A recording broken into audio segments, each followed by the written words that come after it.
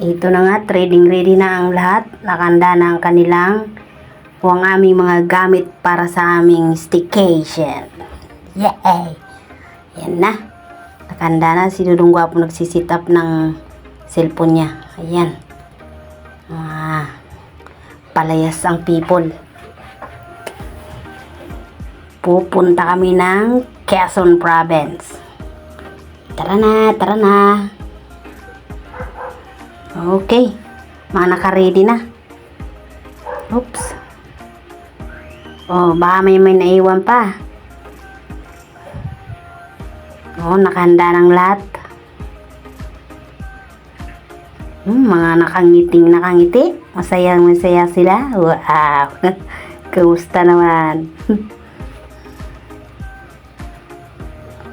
Okay. Tara na. Okay, mahaba-habang biyahe. Kailangan nating ubos ng oras dahil medyo malayo-layo din. Excited ang lahat, kaya samahan nyo kami sa aming pupuntahan.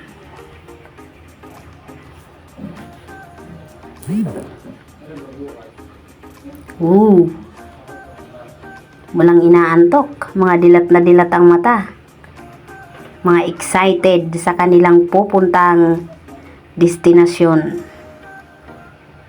Video tayo dito, puro nga lang kalsada nakikita natin, pero para naman nakikita natin yung ating kalsada kung gaano kaganda at kalalawak. Mukhang malapit-lapit na tayo. Nandito na tayo sa Candelaria proper. Ganda ng taniman, kahit tuyo at mainit na mainit, kahit paano nakakapag-ani pa yung mga tao dito. Bagong ani lang. Kahit pagod ay worth it pa din. So, ngayon nandito na tayo sa Ibanga, sa bahay ng aking mother and father.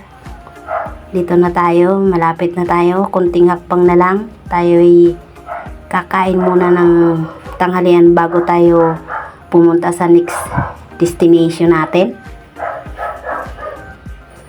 Medyo rough road na.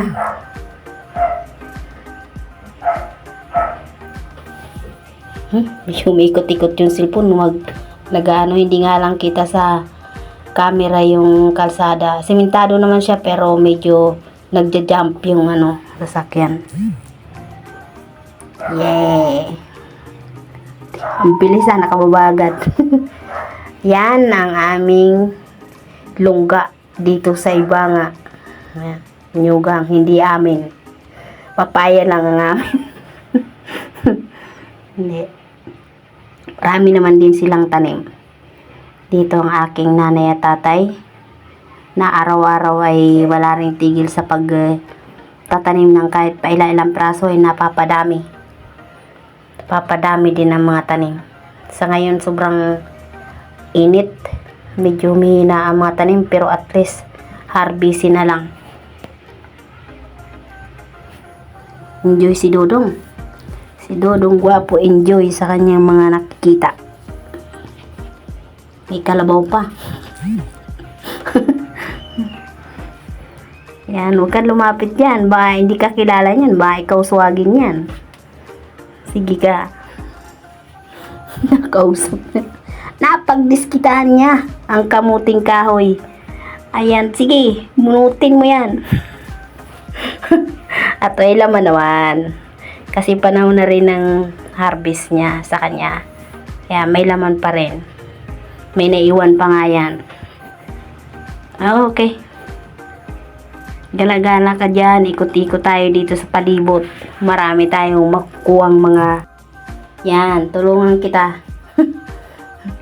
Pagbunot mo ng kamuting kahoy, tanggal natin ang mga laman yan. Marami pa yan. O yan, malaki. Sige nga. Malakas. Saya siya.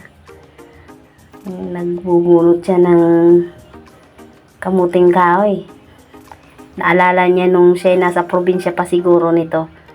Kaya na-enjoy siya sa kanyang pagbunot ng mga kamuting kahoy.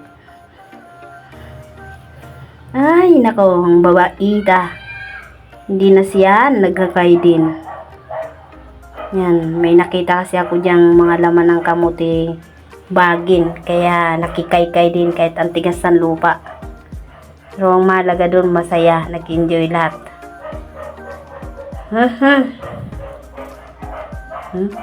Dami rin laman oh. Tanggalin na natin yan. Tinulungan ng aking tatay dahil dapat marami yan nakukuhanin, pero dahil lumiit ang sasakyan, hindi na nakuha lahat ng kamuting kahoy. Kunti na lang ang kinuha namin. Galagalang tabatsoy na to. Ang hinahanap nun. Hoy, bumalik ka dito. Tumulong ka. Ay, nako. Ano? Kontento na ba? Kontento na? At tingnan mo yung babae tayo. Nakahanap talaga ng kamote. Yun lang. May tanga na. Broken hearted ka ngayon. Kulit mo ha. At hindi pa talaga tumigil. Babaitang tabatsoy na yan. Naghanap pa talaga ng another kamote. At nakuha naman kaya. Sos. Kadaliri kaliit. Apa. Ayaw pa talaga tumigil oh. Sige. Sige. Ubusin mo na yan. Enjoy na enjoy siya sa pagtataktak ng kamuting kahoy pa rin. Di nakatiis ang pader. Tumulong na. Sobrang tindi ng init yan eh. Okay. Sige, uwi na tayo. Tara na, tayo lalakwat sa pa. Enjoy ang lahat.